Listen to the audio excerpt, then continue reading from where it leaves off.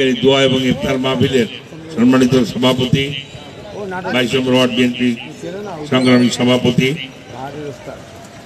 আমাদের অত্যন্ত পরিশ্রমী নেতা দীপু, সাধারণ সম্পাদক জুয়েল সহ এখানে উপস্থিত যুবদলের খুলনা মহানগরীর আহ্বায়ক আব্দুল আজিজ সুমন,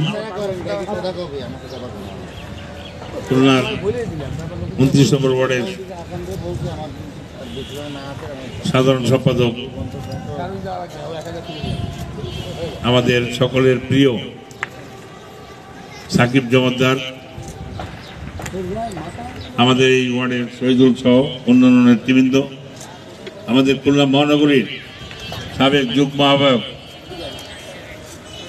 বদরুল, সকল নেতৃবৃন্দ, আসসালামু আলাইকুম।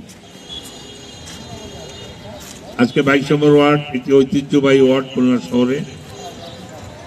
এই ওয়ার্ডের দীর্ঘদিনের যে ঐতিহ্য, সেই ঐতিহ্যকে ধরে রাখার জন্য এই ওয়ার্ড বিএনপি যে ইফতার মাহফিলের আয়োজন করেছে তার পরিপূর্ণ সফলতা কামনা করি।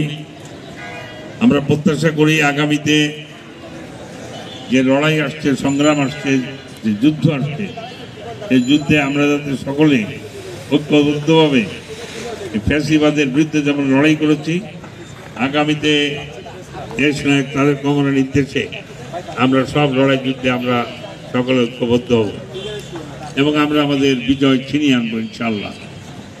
আমি আপনাদের সকলকে ধন্যবাদ জানাই, বিশেষ করে 22 নম্বর ওয়ার্ড বিএনপিকে, যে তারা এই আয়োজন করেছেন এবং আয়োজনের মধ্য দিয়ে তারা এই অঞ্চলের মানুষকে এই পবিত্র মাহে রমজানে যে ইফতারির আয়োজন ব্যবস্থা করেছেন, এর জন্য সকলকে আমি ধন্যবাদ এবং কৃতজ্ঞতা জানিয়ে আমার বক্তব্য শেষ করছি। আল্লাহ হাফেজ।